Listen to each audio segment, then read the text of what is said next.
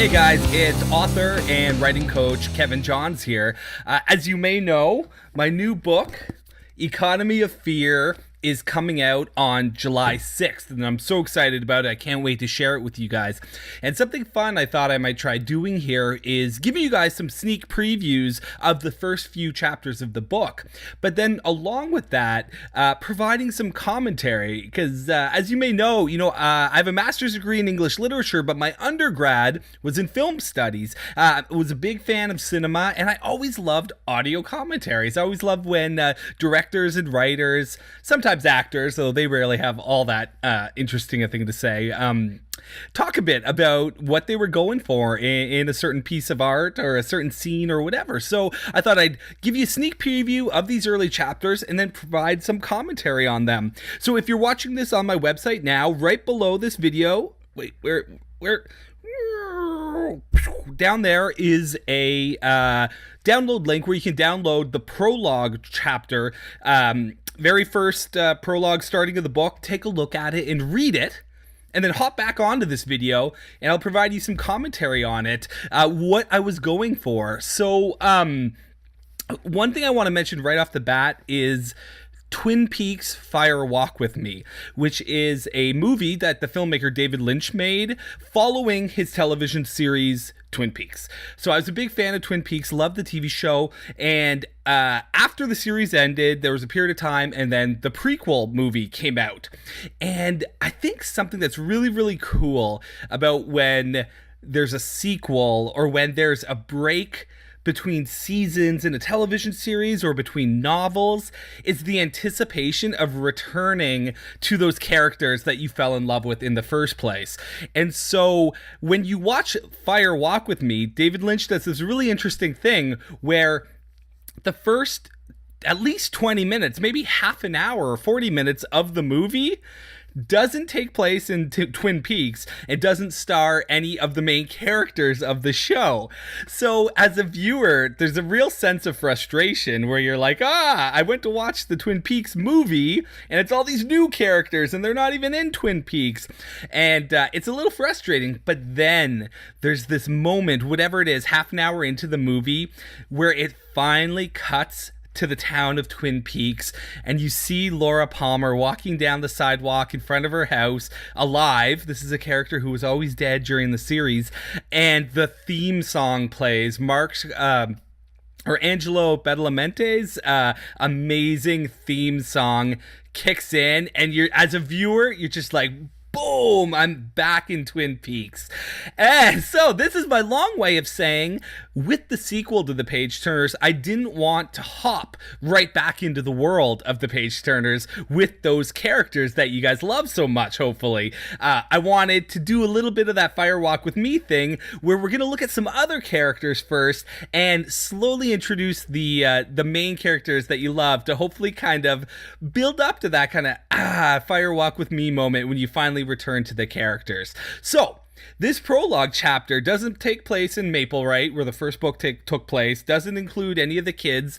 It's its own little prequel or prologue chapter, and it's called The Second Book. And it's being a little cutesy there as a writer, but I was always struck by the idea of starting my second novel with a chapter called The Second Book, about an author trying to write his second book. And I think it's appropriate within the context of The Page Turners, which is a series all about fiction. It's self-reflexive in a certain way. It calls attention to itself.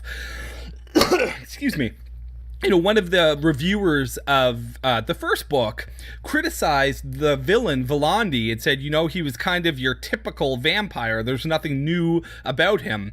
But that was the point, right? It was that we were looking at these tropes, at these established kind of norms within genre fiction, and then pulling it into the real world. And so you kind of have this kind of silly, cheesy vampire, but around it you have these real world dramas. And for me, that was what was interesting about the book. So anyway, I just thought there was something fun about starting the second book with a prologue called The Second Book.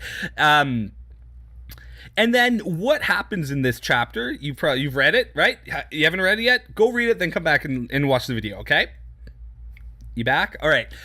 There's a murder, right? The prologue here ends with a murder, and in the original draft of the book, this murder was something that one of our main characters discovers 3/4 of the way through the book, or even further along than that.